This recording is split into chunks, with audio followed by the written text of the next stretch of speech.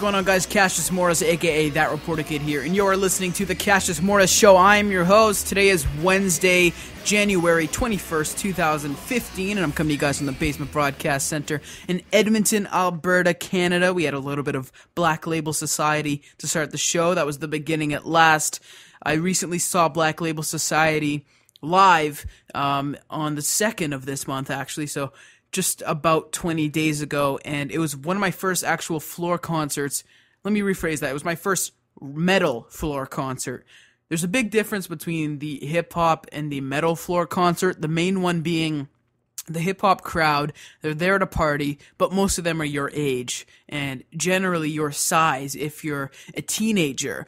Black Label Society is an entire different animal, simply because half of their audience, if not more, is bikers. These big, sweaty, drunk biker dudes, which, don't get me wrong, most of them are quite nice, but the kind that you hear in the back making fun of the skinny people when they're on the floor. I ended up being up front for this concert for the first two opening acts, Butcher Babies, who have been interviewed on episode number 2 of this podcast, and Hatebreed, who were a new band to me, who are very, very good. It was my first time front row at a floor concert as well. And I ended up getting pulled out of the floor because my sister came to join me. It was her first metal concert. Things were insane. Not only that, but there was somebody who was trying to steal something from me, if not my virginity, because he kept putting his hands in my back pocket. Not saying I'm a virgin, folks. That one definitely backfired. But yeah, he was putting his hands in my pockets, and that was pissing me off. There was pushing, there was shoving.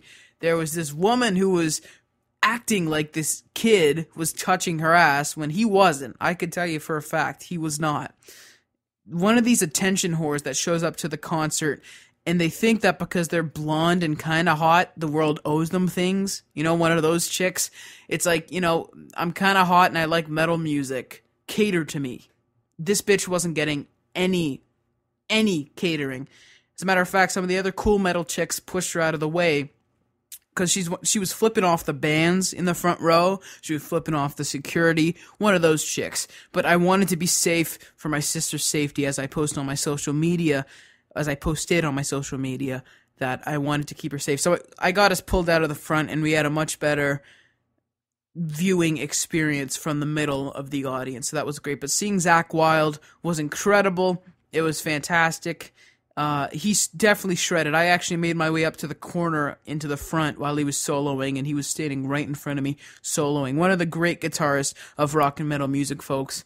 He's insane, and, you know, they're a great band. It was actually my first time seeing them live, and it was my first time really getting to know their music, so now I'm a fairly big fan of their music. So thank you guys for tuning in today.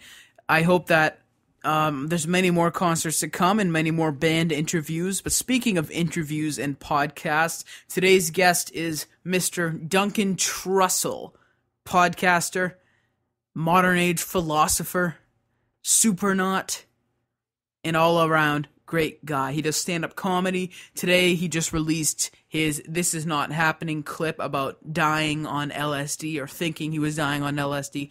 I'm pretty sure that when you say there's a story about dying on LSD, you would assume that it was a hallucination instead of assume that he actually died. But just to clarify, it was a part of the experience that he was hallucinating, and it's awfully funny. So check that out. If you just go to YouTube and look up This Is Not Happening Duncan Trussell, it'll be there. Also, check out DuncanTrussell.com, which is his website.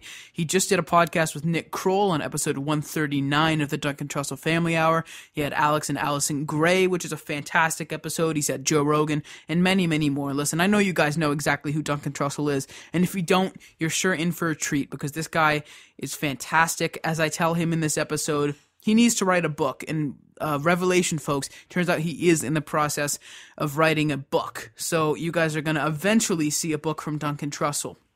Until then, you can see him live. He's doing a lot of Duncan Trussell Family Hour live podcasts. He's got one in Austin, Texas on the 23rd of this month. He's got one on the 25th in Dallas, Texas. He's got some in Winnipeg. He's got it coming to St. Paul, Minnesota, Chicago, Illinois, Columbus, Ohio. Duncan Trussell Family Hour live. So check out duncantrussell.com/calendar.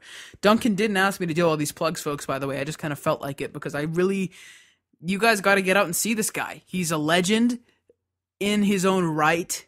I feel like that belittles it, does it? He's a legend, folks. And one of the things that I really appreciate about him, as I talk about in the episode, is that he looks up to all these people who paved the way for his awakening, I guess, and his knowledge of the world and the way he sees the world now. And that's, like I tell him in this podcast, that's what he does for people. So many people got turned on to him through Joe Rogan's podcast and through other podcasts.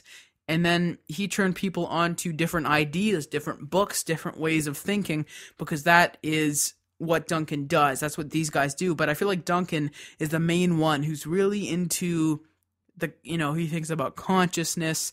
He thinks about what is this? What is that? He questions. And that's one really big tool that I learned. I've been listening to these various podcasts. When I see these podcasts, I mean the Death Squad guys, mostly like Rogan and all them, since the age of 12, and hearing all that kind of stuff, just being almost taught to question why or how, not only with things that you're curious about, but with everything, is such a great skill. And I'm so glad that I got the honor and the privilege, that's the word, the privilege, to be able to find that out firsthand, or secondhand, I guess. I don't know what that firsthand is supposed to mean for this example, through podcasts at such an early age. So, Duncan, for that, I'll thank you again if you're listening to this intro, and I thank him on the show as well.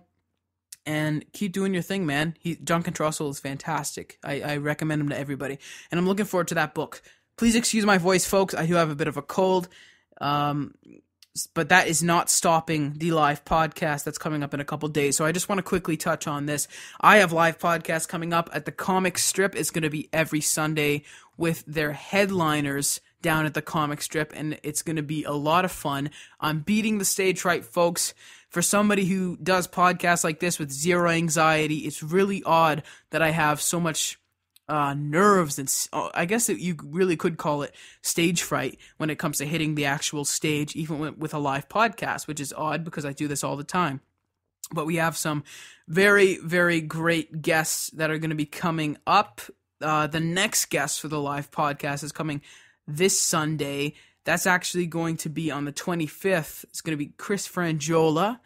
We've got Jay Farrell coming up. We've got Nikki Glazer, Jimmy Schubert, and many, many more. Sam Tripoli, Dom Herrera, possibly Brian Callen. It's going to be fantastic. So if you're in the Edmonton, or I guess they call it the YEG area, I guess, check out Rick Bronson's The Comic Strip. You can come down Sundays at 5 p.m. That's a little bit before the headliner goes on, so you can see the live podcast, hang out a bit, get your meals, and then see the actual stand-up show, and it's going to be wonderful. So every Sunday at 5 p.m. at the Comic Strip in West Edmonton Mall, and the people who will eventually try to stalk me are going to have quite an easy task at hand. So come down, enjoy the show, and it's going to be a lot of fun. So thank you guys for everything. Rate and review this podcast if you want to support it, folks. You can go to iTunes, The Cassius Morris Show, and rate and review. I just want to know what you guys think, honestly, and it helps boost the show's ratings when those ratings happen to be popular, so please do that if you'd like.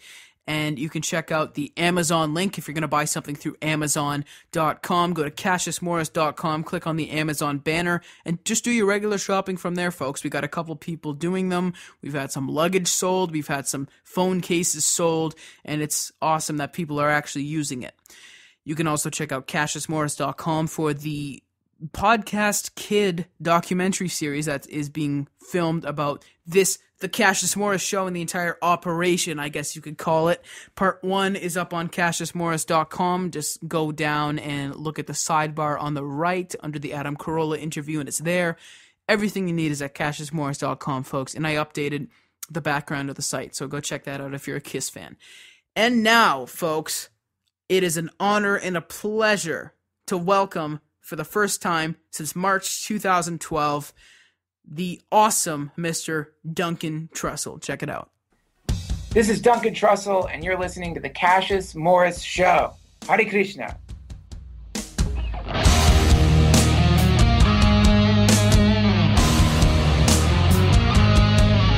I guess the first thing I'd like to say is, again, I appreciate you calling in. I've been loving your recent episodes and appearances, and it's an honor.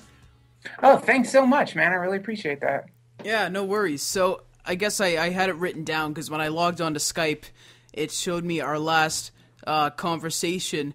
So our last conversation was March 13th, 2012. And Wow. Yeah, it's been a while. And the first thing that I remarked when I saw that was that I was 12 in the 7th grade, and you may be the Duncan that I knew back then, but, 12 to 16, that's a big difference, Yeah, that's a big difference. How would you categorize, or how would you articulate the major differences that have happened in your life? I don't know. I've just learned a lot more, I guess, about life, and that was one of the things that I wanted to bring up to you because, I did started listening to these podcasts at the age of 12, yours and Ari's and so on. Wow. Yeah, and one of the first things I realized is that you guys you showed people what real life was about. Not only that, but you guys were almost advocates for psychedelic awareness. Now, I'm not saying that I've been taking psychedelics, but I am saying that you guys, one of the big things is that you showed that if somebody was going to do it, how to do it. Right. And that was something I really benefited from learning early. Yeah, I think that's a really good thing to learn. I think that's something that should be, the problem with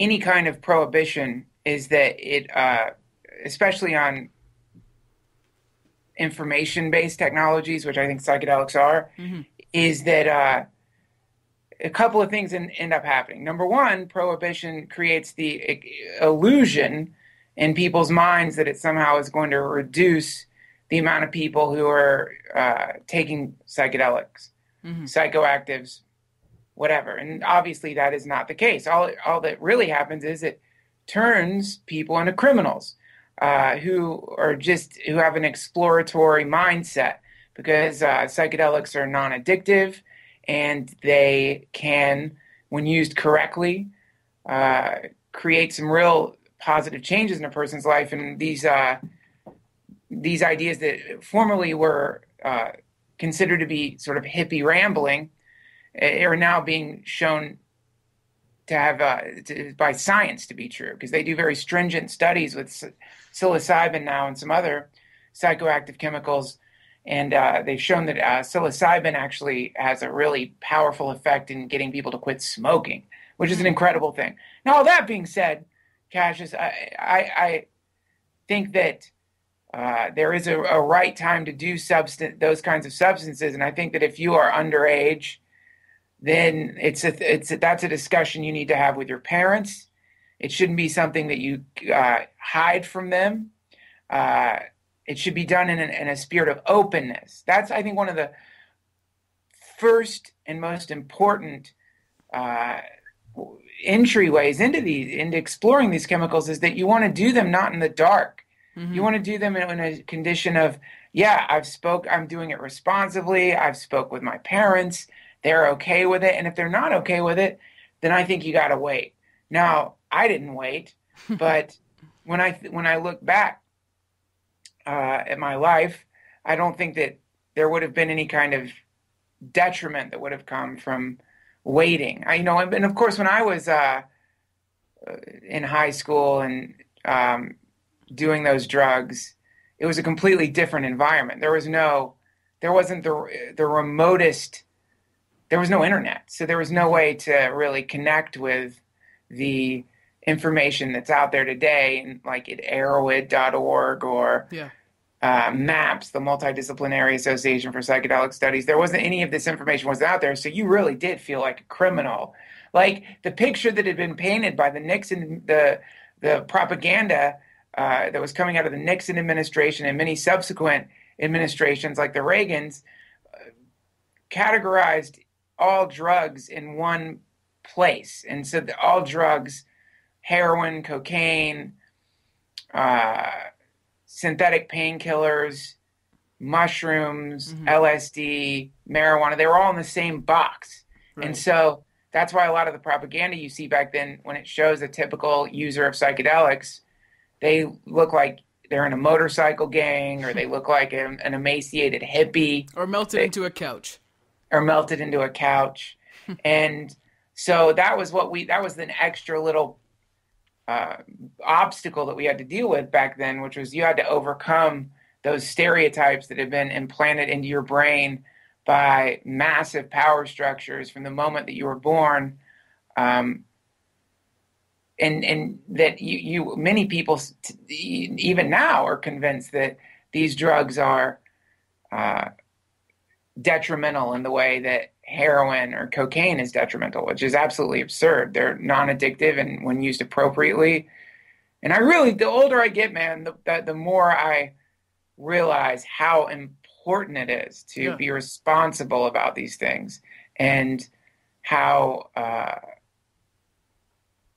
it's just this, did you hear about this lady who just went to jail because she was injecting bicycle or tire chemicals into people's asses to make their asses bigger? Did you hear about this? Oh, I've heard about horror stories about that, yeah.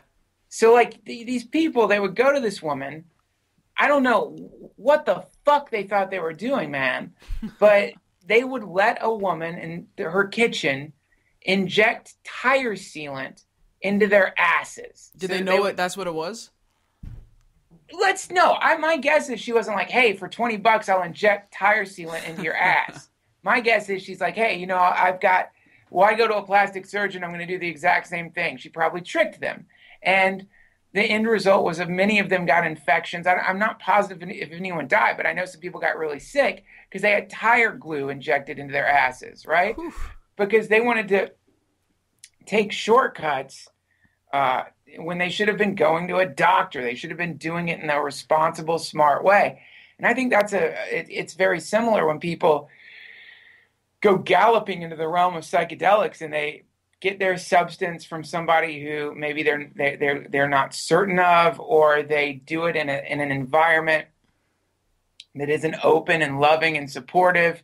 They do it with a feeling of guilt or sneaking around, and all those things are going to reduce the experience that is accessible if you enter into it with at least the attempt to be responsible. Yeah, and that's a wonderful point, and that's exactly what I'm saying, because if it wasn't... See, a lot of people, this is where they get it confused. They'll say, if you listen to people like Joey Diaz who glorify eating 10 edibles in a row and this and that, then it will influence you to go out and do the same if you're a young person. I disagree, because I think that if it wasn't for your show and Joe's show and Ari's show, I would have gone out and I would have done psychedelics at too early of an age, and I would have done it irresponsibly. But hearing you guys saying how to do it right was actually the opposite of what people would expect. That's great to hear. Well, see, I think that's the reason that shines a light on why prohibition is so idiotic. Because for me, it's like the moment what got me into taking LSD when I was in high school was seeing movies about LSD that were supposed to scare me away from taking LSD. Yeah. And because of the way that it was just it was absolute bullshit. It created this idea that if you do it once, you're going to be crazy forever. It shows a guy in the fetal position in the corner of some empty apartment complex, just like in some kind of catatonic state. And the very gloomy narrator who's acting like he's talking about the Holocaust says that, with this drug, you can possibly see dragons. And of course, when you play that in front of a high school kid or a junior high school kid, they're like, I want to see motherfucking dragons. I don't see dragons when I'm sober, so this is the only way. How do I see dragons? So the problem is I think conservative mindset is one where they like to pretend that they exist that somehow there's this white picket fence, Leave It to Beaver, Andy Griffith style world that exists around us where kids aren't doing what kids are doing, which is they're doing drugs. Yeah. They're experimenting with all kinds of things. And there has to be an attitude of, we understand you're going to do this because you're a kid. And no matter what we say, you're probably going to do it. If you want to do it, you're probably going to do it. So if you do decide to do it, come and talk to us. We'll set up a place where you could do it safely. We'll do it as a form of initiation, a shamanic experience that helps you move into the next phase of your existence as a member of the community and an adult. We will help you in every single thing that you want to do in your life because we're here to teach you. And I think that's true love. And I think that kind of attitude is, or that kind of society would produce amazing human beings. Even though this society still produces amazing human beings, it produces amazing human beings in the way that sidewalks will produce flowers. The amazing human beings have to punch their way through the darkness of propaganda and the restrictive paradigms that are vomited into their brains at public schools by people who don't know any better.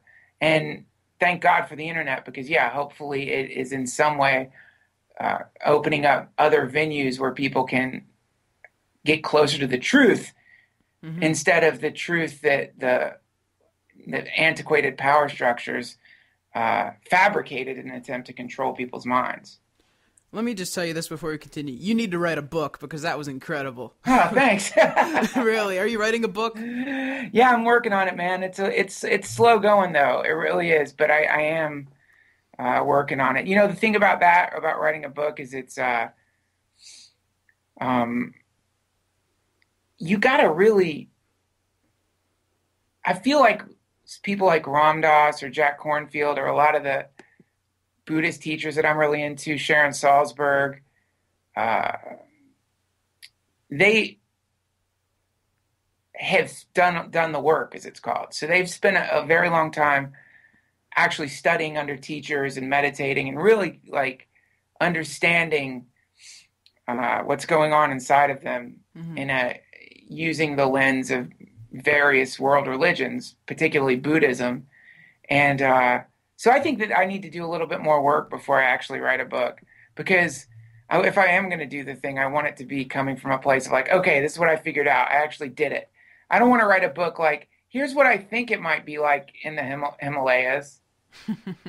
Nobody wants to read that book, right? Or a book where it's here's what I've heard it's like in the forest. Heard it's good. A lot of people say it's beautiful there. Yeah. So you don't want it to be a guessing book, and you don't want it to be, I guess from what I hear, like an autobiography. You want it to be different. I think autobiographies are pretty. I think there'd be a lot of hubris involved in me writing an autobiography. I think that there'd be a lot of hubris in me writing anything as part of the problem. But I think that if I was going to write something, it would be more of a kind of what I've learned from my guests on the podcast. And just sort of what I've learned from the podcast, because that's been one of the greatest educations of my life, is that somehow by doing this podcast, I've had the incredible privilege of being in the presence of people that I have admired for most of my life, and I've gotten, and some of them have become my teachers. And so that's an incredible, I've gotten a great education from them, which isn't over yet. So I think that the best way to do it so that I don't seem too puffed up or so I don't seem audacious enough to place myself at the level of these people that I've gotten to talk to, it would be here's what I've learned from them. You know what I mean? Yeah, definitely. I think that's the way to do it. Yeah, well, that makes sense. And it's not, I guess I hear you saying it's not only the listeners who are learning, because you're sharing, as, Alex and Allison Gray were saying on the last episode, you're doing this and you're also sharing it with the world, so everybody's learning with you, but you're learning just as much. And it's funny, you mentioned that you wouldn't want to put yourself in their category. Don't you feel like you and some of your colleagues are the modern day versions of those people?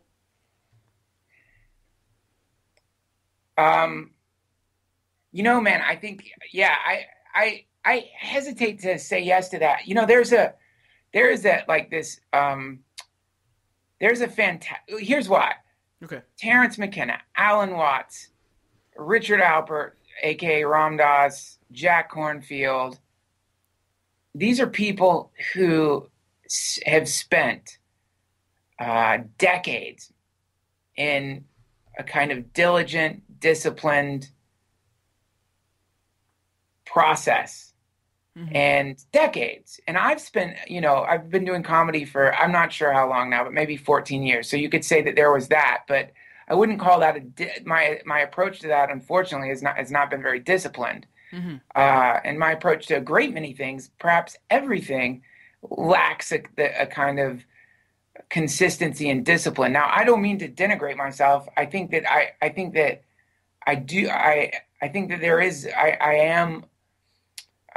am good at articulating stuff that I've read in a way that people can understand. I think that I can do that, but I can never put myself I will never put myself in that category of those people who I respect, just because I think that it's a trap, and I don't want to get caught in that trap. I would rather, if I am a teacher, then the way that I'm teaching is by being taught, and I just want to keep it like that. Yeah, fair enough. Yeah, that makes sense, because the way I see it is that, I've talked to a lot of your podcast colleagues and a lot of people who have inspired thousands around the world, and I always try to make an effort to tell them, like, you change lives. What you do does touch people's lives, and they never seem to really understand it. But I guess it makes sense, because you're saying that those people who you look up to, like Terrence McKenna, they kind of came up with it and wrote it down, and now you deliver it in the new way, right? That's it, man. I think that's it. And I think that here's a really important thing to realize, and I think this is emerging into the global consciousness, is that if you apply mindfulness to anything that you do, then you'll really begin to realize this strange thing, which is that the idea of the self, the concept of the me, the little I, as they call it, your name and all the things that you like and all your memories and all your predilections, that is an illusion. And so the idea when you say, well, I did this, it's a really funny thing to say if you've been putting any kind of analysis into yourself, because who is the I that's doing it? That's the big question. Who's the I that's doing it? And I think the new model is one that sort of reflects the saying of an artist whose name I can't recall, which is that the hand who holds the brush is not always the painter. And I think that's an important thing to realize, because it pushes us in the direction of a more community-centered approach to things, so that instead of I am the deliverer of wisdom, or I am this, or I am that, it's like I'm on a team right now, and the team that I'm on is every single person on planet Earth who has the vaguest inclination of trying to reduce suffering in the world, in even the smallest way, and even if that reduction of suffering is only a subjective one. And that is the more you sort of get your mind into that place, the better, because you and everyone listening to this has so much power these days because of how interconnected everything is. Actions have more significance today than they have ever had in the history of humanity. And you can see a really trite example of that by going on to World Star Fights on Twitter. Oh, yeah. Right? What a nightmare. What a nightmare. And you see how this thing formerly, back in the 70s or 80s, when a kid knocked out another kid on a playground, that moment was evaporated into time and was recorded only in the neurons of whoever threw the punch and whoever witnessed, and maybe if the guy who got knocked out. is lucky or unlucky, he'll remember it too. But that was it. It was gone. It would turn into stories. Did you hear about how blah, blah, blah got knocked out? Blah, blah, blah. So now, these moments of ridiculous, embarrassing violence are permanently recorded and are echo out into infinity for as long as there is an internet. And so you see how and in that moment where you aren't smart enough to pause before you throw a punch, and in that moment when your anger rises up inside of you to the point where you can't stop it, in that moment where you give way to the animal side of yourself and forego and abandon every single thing that's beautiful about a human being and throw a punch at somebody, more than likely is just a sad, suffering person. Mm-hmm. Every time that you do that, you're creating ripples that will roll out into time from that moment on. And those ripples, just like the way ripples work in a pool, will come ripple right back to you. And I think technology is amplifying those ripples, which makes it so very, very important to utilize this technology in ways that have at least the intention of healing people, healing yourself. You know what I'm saying? Yeah. So it's really important. And I think it's really important to realize that, anybody can do this. Anybody can do what Ari is doing or what I am doing or what Joe is doing. Literally. Mm-hmm. And if you allow yourself to fall prey to the idolatrous notion that there are these hierophants that are, you know what I mean, that I could never possibly do that, mm-hmm. then what you're doing is a form of sneaky procrastination. Yeah, they're wrong. Because literally, if you have a computer and the internet and some kind of mic, that's a podcast. It doesn't have to be, at a professional studio. Exactly. And exactly. I mean, the thing about it is take the Buddha. If the Buddha had a podcast, if you could record the Buddha on anything, if you could record the Buddha on your phone, talking for 2 minutes, honestly, that could be like the equivalent of like a subjective nuclear bomb. Like if you could play that guy talking just for a little while somehow and then release that onto the planet, what that might do, who knows? I'd listen. I would listen too. and so many, I think that the most important thing is relinquish attachment to results. Place the focus on the intention of, as much as you can, putting love into everything that you do, whatever it happens to be. And that means not like I'm going to put love into everything I do after I go to this meditation retreat. I'm going to put love into everything I do after I take ayahuasca. I'm going to put love into everything I do after I read this book. Start now. Start right now. Mm-hmm. And you think to yourself, well, what the fuck does that mean, put love in everything that I do? That sounds absolutely retarded. And that's because the word love has been overused to the point of meaninglessness. So maybe there's another word that you can come up with that makes more sense than love, but it's a kind of present-minded intention of healing yourself or the people around you. Right. And that's it. So pretty much Go ahead. Pretty much just being kind and being mindful kind of at the same time, just kind of doing your best to keep everything as positive as possible. Yeah. And yes. And that means, so it's like, the next time, so it's like sometimes you will find yourself in a state of deep anxiety. And this could come from anything. You have a test tomorrow or some event. We exist in a giant void. So it's like, and we exist in an entropic void where things fall apart. Things are in a constant state of going from order into chaos. That's entropy. Things just fall apart. So it's natural that in your life, the cords that you've plugged into the wall, your earbuds are going to get unplugged and tangled. That just happens. Yeah. And that applies to every other thing. It applies to your interpersonal relationships. It applies to your career. It applies to your school situation. So a lot of people like to believe that when these moments of change that don't meet expectation occur, that they call that a disaster or a catastrophe. They say, oh, God, this again? I can't believe this happened. Are you serious? And as though it were like a big surprise. And it's very similar to like peekaboo. It's like, a baby, it seems like they can be infinitely entertained up to a certain age by if you put your hand in front of your face, they laugh because they think you're gone. And when you come back, they laugh because they think you're back. It amazes them.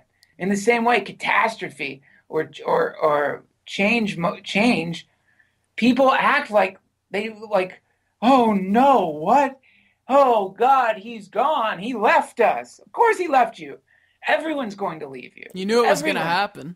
Yeah, you knew it was going to happen. So you knew it was going to happen. And acknowledging that, and then so the next time that whatever doesn't meet your expectations, and those feelings of disappointment, fear, regret, grief, whatever it is, loss, for me, it's quite often just sheer terror and anxiety. Yeah. When those things emerge into you, you watch them, and you add to that watching them the intention of actually loving them. You're actually loving your anxiety. You're loving not loving in the sense like, I love to be freaked out, but loving it in the sense, loving it like you would love a scared dog, where you're like, hey, I get it. You literally have to talk to yourself sometimes.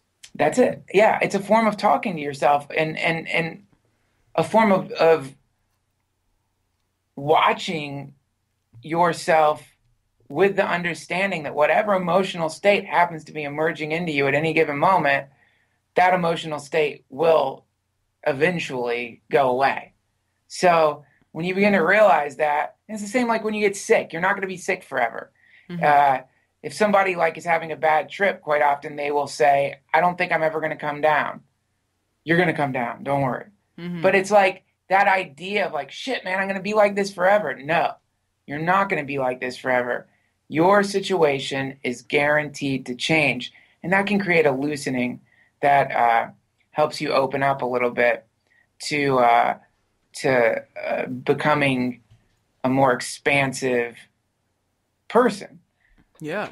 That makes total sense. Yeah, I guess you could look at your anxiety in a way as a short-term hangover. Of course, it's going to be terrible and you hate it, but it's going to pass in a matter of hours or maybe the next day, and It'll probably come back, but you're just going to have to deal with it.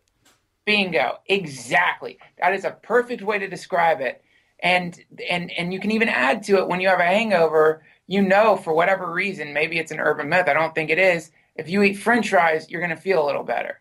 So in the same way, in these anxiety states, there are practices that you can do that will help a little bit. And one of these practices is following your breath in through your nose and out through your nose, and sitting still and following your breath and watching the way that you feel. And that's compared to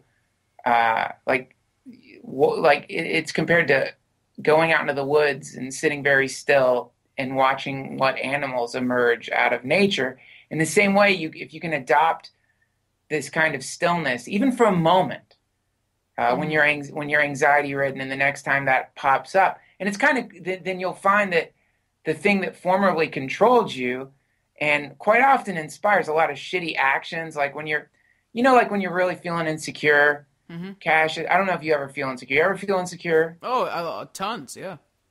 And when you're feeling really insecure, and so you go to somebody, and your interaction with them is not an honest interaction in the sense that you're talking to them because you want to talk to them. It's like you're trying to get them to say something nice to you, or you're trying to get them to like soothe this feeling inside of you by manipulating them into saying that they love you, or that there's just a lot of sad, tricky ways people try to get love when they're in these emotional states, right? And that's a form of reactivity. So it's really interesting to give up the idea that somebody else is going to help your anxiety go away. Give up the idea that anything in the external world is going to help reduce the feelings of insecurity. Give up on that idea and then start subscribing to the idea that you alone are your savior. You alone are the one who is going to elevate or expand your consciousness enough to reduce whatever it is that happens to be your karmic knot. And I don't know what your karmic knot is, but we all have one. Everybody has one. No matter, and it varies, but generally it has as its roots fear and what's called desire and aversion. You know, like people usually are either like addicted to something or running away from something. Mm-hmm. Yeah, I could really relate to that for sure. And it's true. And you know, you mentioned that you didn't know what my thing was. Like I do, and I talk about it on this podcast quite regularly. I have quite severe anxiety. I have for most of my entire life. It is diagnosed, and it does sometimes get difficult to even maybe take the bus 10 minutes away or something like that. Yeah, you know, you can relate to that. So it's whenever I feel that, that's one of the things that, like you were talking about, that I've learned is what I do is when I feel the anxiety, I don't see it as a bad or good feeling. I just kind of see it as something that's there, and I just kind of notice it. And then eventually you say, okay, I want a little more, and, you know, push it a little bit. And like you said, learn to not keep fighting it. Just kind of say, this is kind of the way it is right now. It's going to be just fine. There you go, man. That's it. Yeah. That's it. That's one of the best tips you can give anybody, because you can go see counselors all day, and that's one of the things that I realize is that you can go see sessions and they can really help you, or maybe you can take meds if that's what you're into or whatever, or maybe self-medicate, you know, whatever you want to do. But, you know, that may not completely cure you. It has to be you doing some work as well. That's right, man. And yes, it is. It is. And yeah, I think going to counseling is a fantastic way to get if you go to a great counselor, it's a fantastic way to get the tools to deal with this stuff. But man, I'll tell you, the practice of mindfulness and just bringing yourself back to your breathing, that is an amazing, it's just an amazing thing to start in your life, which is just to become aware of emerging feelings. And then you realize that what formerly was a diagnosis that many people maybe couldn't understand, or many people would never ever want, which is having an anxiety disorder, you begin to realize that this is almost like a gift that you've been given, that can, it's very similar to having your own personal guru living in your heart. Mm-hmm. The anxiety is teaching you. It's teaching you to not be reactive. It's teaching you the potency that emotional states can have.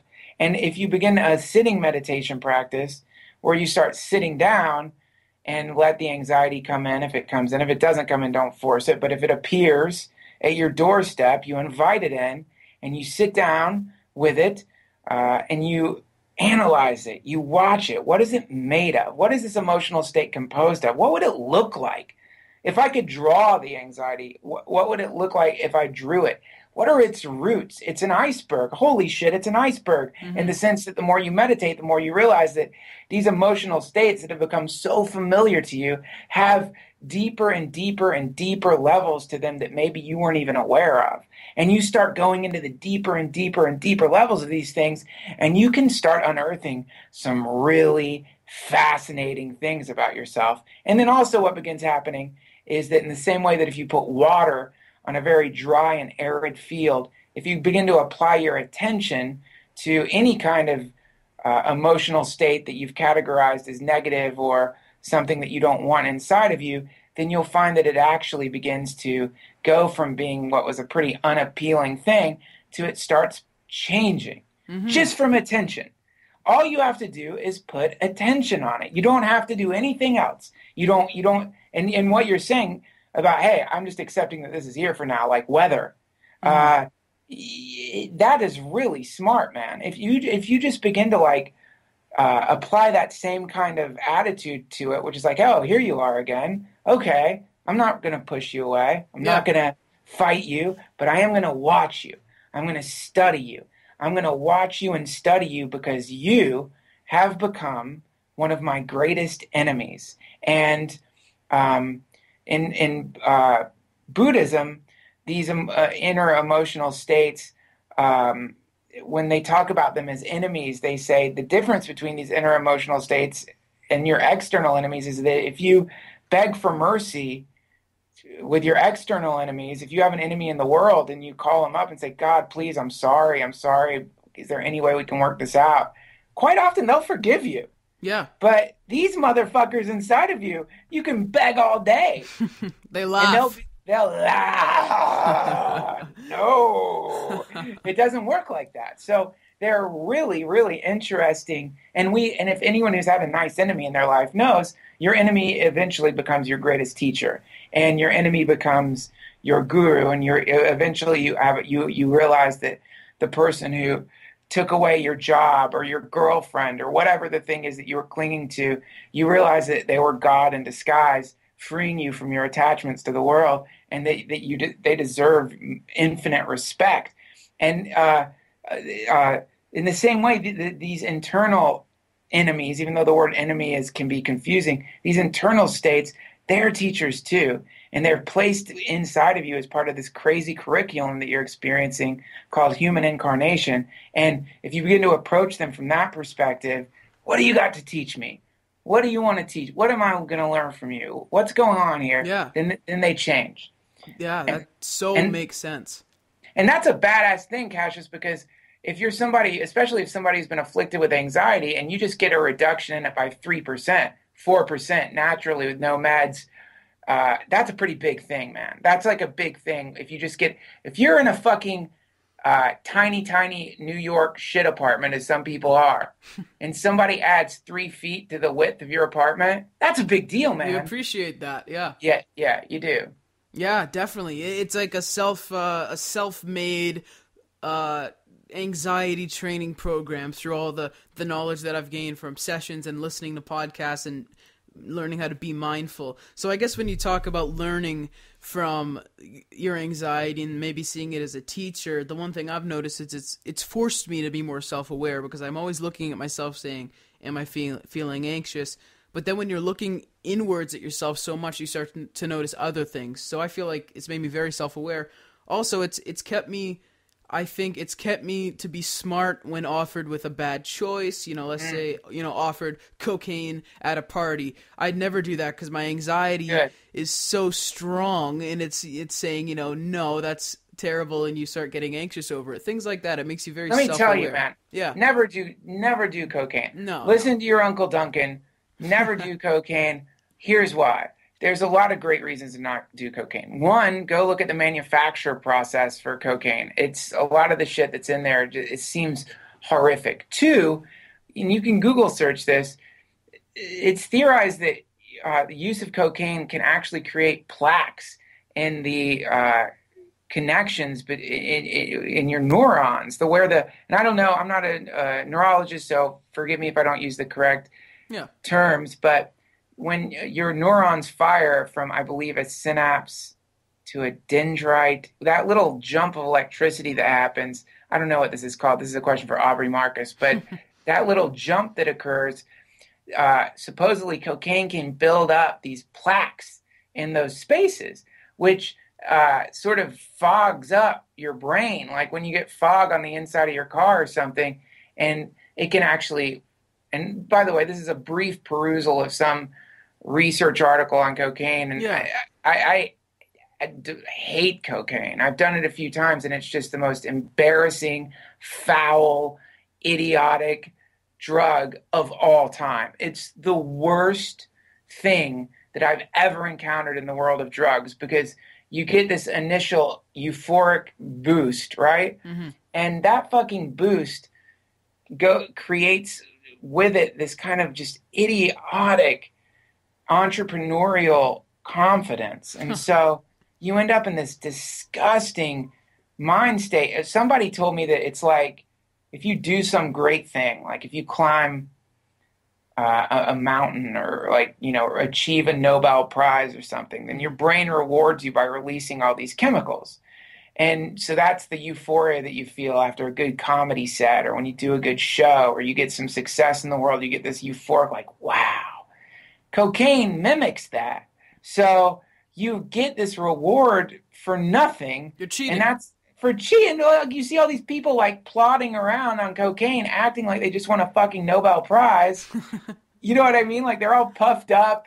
They're peacocking. They think they're so awesome. They think they're really on top of the world. And they are neurologically because their poor brain just got tricked into releasing the chemical that it should have been saving up for the time they saved a kid from drowning.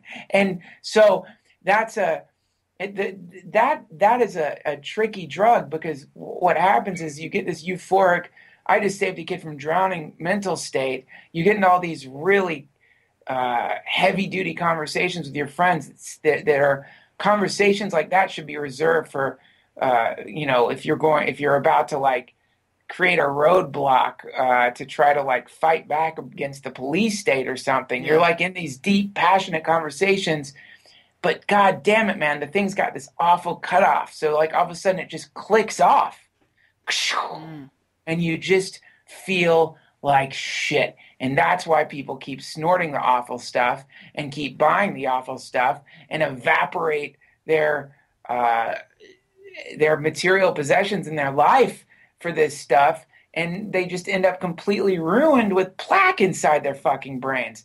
That is not a good drug. If you're going to do some kind of stimulant or some kind of amphetamine thing, there's a lot of other things out there. I wouldn't recommend any of them at all, but there's plenty of other ways to do it that are going to be a million times safer than that nasty, idiotic 80s. That shit fueled the 80s. Just think about the 80s. Yeah. You want to be like that? I would not like that. And it's so gross to see, you know, I just moved. I live in Alberta now. As the last time I talked to you, I lived in Nova Scotia. So I have a lot of people that I left back there who are my age who do that. I've seen them do it at school. You know, in high school, in the woods, snorting coke, screaming rap lyrics, and it's despicable, really. Yeah, and this guy, he did it, and he stood up and he started screaming rap lyrics in the middle of the woods, and right. You know, it's just insane. So it's terrible that, you know, some people who aren't taught get sucked in. Yeah, exactly. Yeah, they do, man, and that's again, I think that this is 100% because of the prohibition and because of the war on drugs, which a lot of people say is in its decline, and that some more intelligent drug policies are emerging. And hopefully what will go along with that is some better school education programs so that we can teach kids that of all the drugs to do in the forest, cocaine should be at the bottom of your list. That's right. Or not on your list at all. That's right, yeah. So before I let you go, I just wanted to ask you, have you seen the Nancy Grace 2 Chainz clip?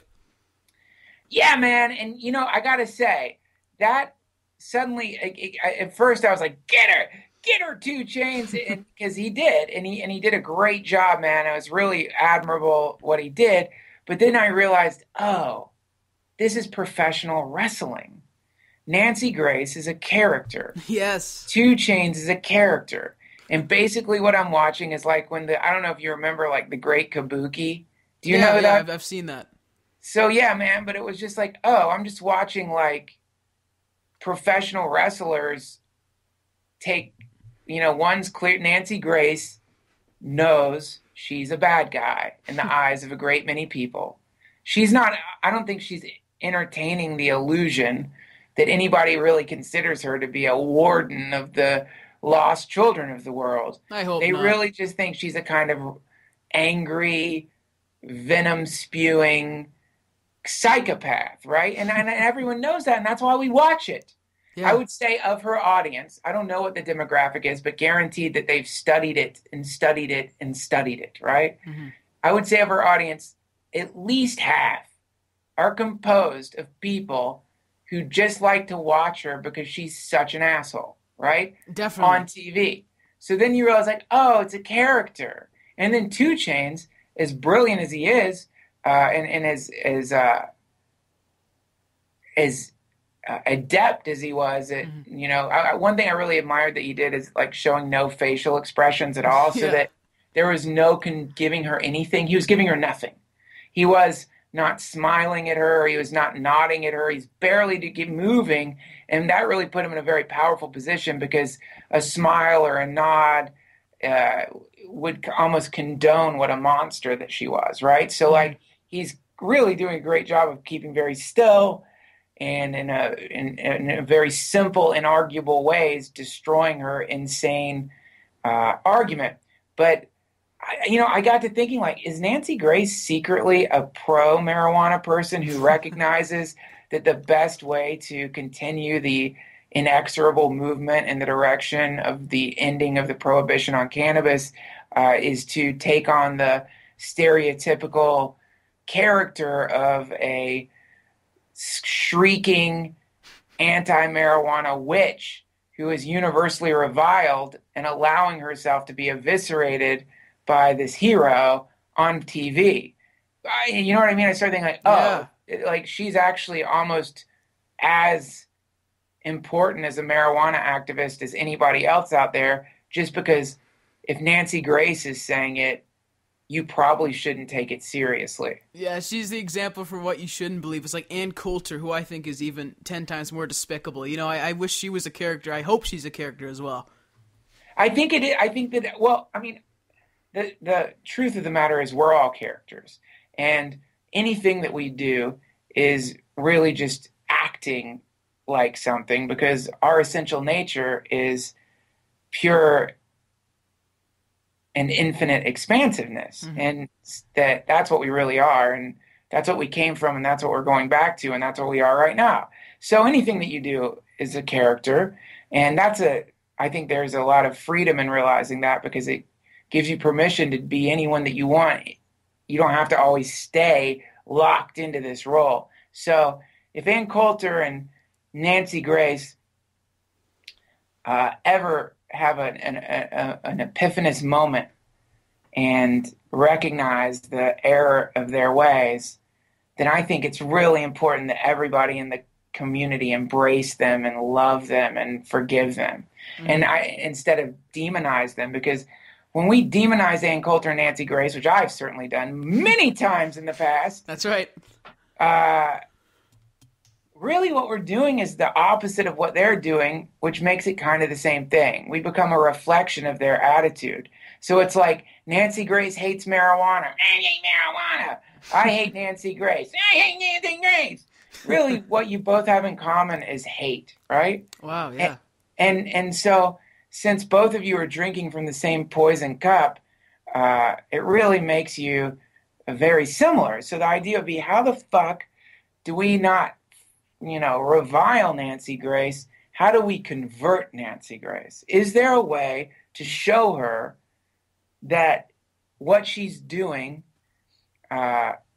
is damaging the world? Is there a way to show her, to get her to really listen? And I think that interview with 2 Chainz, maybe that's one way, but then all the internet comments that she probably gets constantly have caused her to just turn her back on the world and spiral deeper and deeper and deeper into this awful black hole that she created a long time ago when she started to become the character of Nancy Grace. But maybe there's a way. I don't know. It's just fun to imagine, It's fun to imagine, like, shit.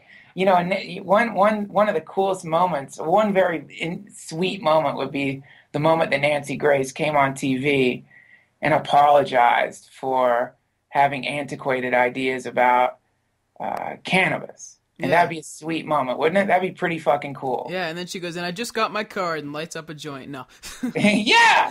Why not? That'd be really cool, because if Nancy Grace was on there railing against heroin or railing against